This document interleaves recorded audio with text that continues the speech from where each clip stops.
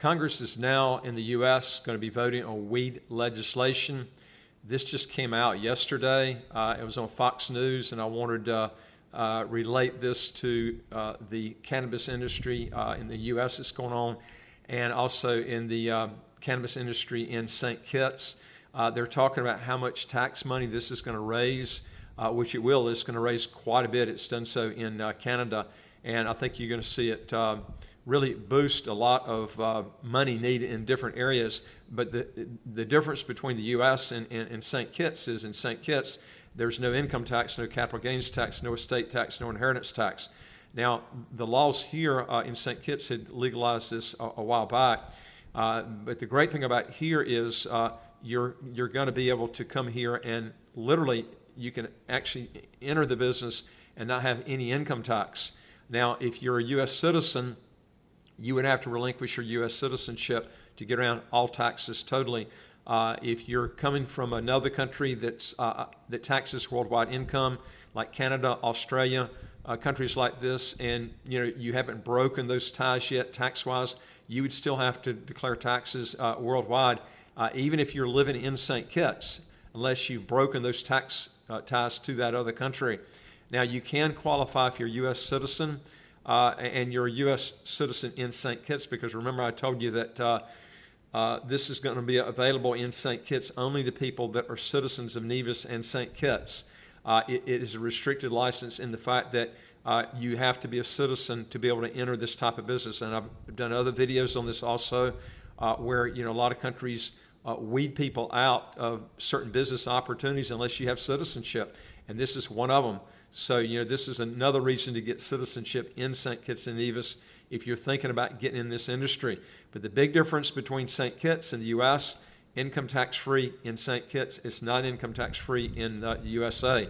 Now, you can qualify also for the foreign overseas exclusion if you're a U.S. citizen and you come to St. Kitts and you're a citizen also of St. Kitts as a dual citizen, and you can qualify to on the foreign overseas exclusion. It's $112,000 per person, husband and wife. It would be that times two, which is $224,000.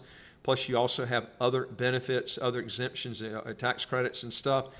But also, folks, if you want to legally get your income taxes to zero, how to get a second passport as quick as 45 days, do three things. Hit the subscribe button on the right of your screen. You get new videos automatically as they come out. And number two is I would like to hear from you. If you got a question or comment, put it below. And number three is, hit the subscribe button. Folks, we got over 600 videos. This is where you're going to pick up stuff. And then again, go to our website, www.citizenshipquickly.com, and ask for some help. Okay, listen to this video. I think it's real good, and it'll give you some good ideas if you're thinking about getting in this industry. Breaking news any moment now, the House Rules Committee will hold a hearing on the Marijuana Opportunity Reinvestment and Expungement Act, better known as the MORE Act. Now, if the committee approves it, the full House is then expected to vote on the bill, which would federally decriminalize cannabis and remove it from the Controlled Substances Act by Friday. The legislation not only creates opportunities for U.S. cannabis companies and their stocks, but could plant the seed for Canadian-based companies to finally enter the market on a federal level. Several Canadian cannabis stocks popped last week after the expected vote was announced. Tilray seeing a near more than 41% gain since March 23rd. The vote announcement was made midday March 24th. So let's bring in Tilray's chairman and CEO, Irwin Simon, to find out I guess what would happen if it does pass. Now, Irwin, we've seen this movie before. Back in 2020, a similar bill was passed by the House, and then it kind of just sort of went kaput with a Republican-led Senate. This time around, what's your over-under on whether it might pass all the way through to the president's desk? So good afternoon, Liz, and nice to see you. And listen, I think my over-under is, I'm not totally sure if it will get through, but it makes so much sense. Our lawmakers are sitting there in Washington. Here we are as Biden looks to increase tax on so-called billionaires. But this here is so important, number one, from a Safe Bank Act in regards to, and institutional shareholders want to buy cannabis stocks. We've traded, mostly in the last couple of weeks, over 100 million shares. It shows they want to own stocks. Institutions want to own these stocks.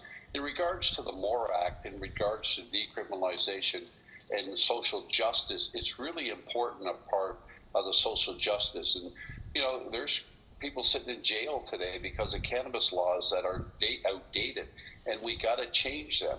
And in regards to full legalization, you just saw where Walmart decided not to sell cigarettes anymore, which is great. There's about $65 million worth of tobacco sold in the U.S.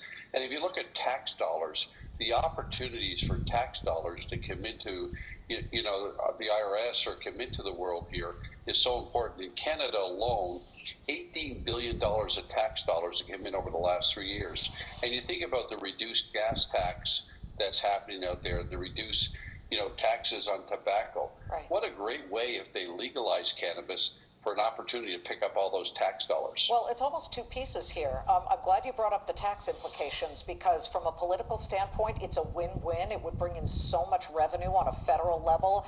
I'm interested to know what it would mean for your company, Tilray. Have you sort of modeled for how much in taxes you might be having to pay when it comes to this if it were federally approved?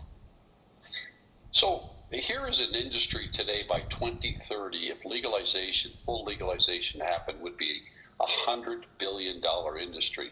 If you look in Canada today, they pay about 28% excise tax. So you can do the math. What's 28% of $100 billion? So the opportunities is not only the tax dollars, it's the jobs it's created. In Canada, there were $6 billion of infrastructure built. So what does it do for Tilray? Tilray is one of the largest cannabis companies in the world today, if not the largest. I'm up in Ontario today at our cannabis facilities, and we have about 2.5 million square feet of cannabis grow. Just think in regards to free trade, what we could do in regards to growing cannabis here and shipping it into the U.S. like we do into Europe and places like that. In regards to, expertise, we've been doing this now for 3 years in adult, recreational, and medical. What it would mean for us is we could take our expertise in growing cannabis in regards to our medical cannabis research and in regards to export it into the U.S.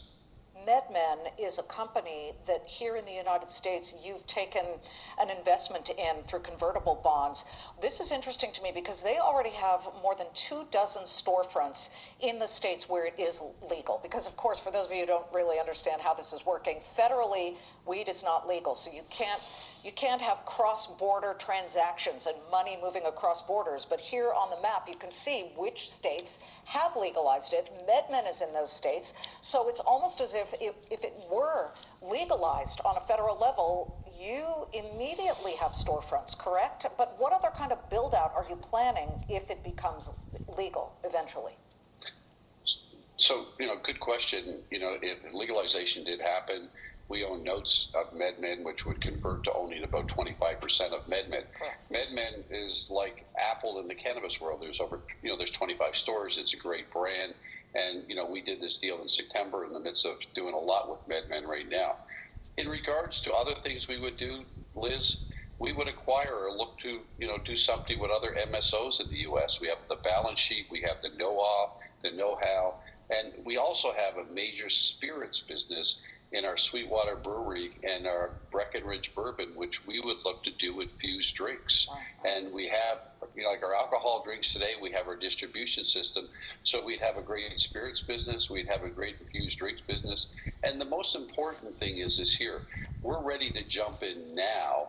It's not going to take us 3-4 years. The other thing is, too, we are really, really good at, from a regulatory and quality standpoint, and that is important. If we're going to do anything in cannabis, that you got good regulations, you got good quality, and you got good processes out there, and Tilray is ready to do that. Yeah, and for those who are not for legalization, there is a part of this MORE bill, in essence, that takes a tax from the weed companies and helps when it comes to the war on drugs, etc., situation like that. Irwin, please come back. Folks, this is a great opportunity. St. Kitts has a lot of farmland from the sugarcane industry that was actually dissolved about 15 years ago. So there's just loads of land all over St. Kitts. And as far as farmland goes, it was sugarcane land before. So this opens up a really good opportunity for the first ones coming down. And I don't see these licenses being issued will be unlimited. I think there's going to be probably a limited number of these licenses issued. So if you're thinking about getting in an industry that's a big profitable industry, this is the time to do it. But again, you would have to have citizenship in St. Kitts and Nevis to be able to get involved with this business. And like I said, land in St. Kitts, there's only so much land here. But if you're wanting to get in on the ground floor and have the growth of the cannabis industry, plus have that land increase in price over time, this is the time to do it. If you want to learn more on this, go to our website, www.citizenshipquickly.com. Hit the top bar that says apply with us. Fill out the questions. Hit that bottom bar that says send it to us. We deal with over 100 citizenship by investment, residency by investment countries all over the world. And we'd like to hear from you. If you got a question or comment, folks, just put it below. And folks, don't forget to hit the subscribe button. The right of your screen, we've got over 600 videos. This is where you're going to pick up a lot of good tips before you make an international move, and it will save you a lot of money. And I look forward to talking to you on the next video. Take care.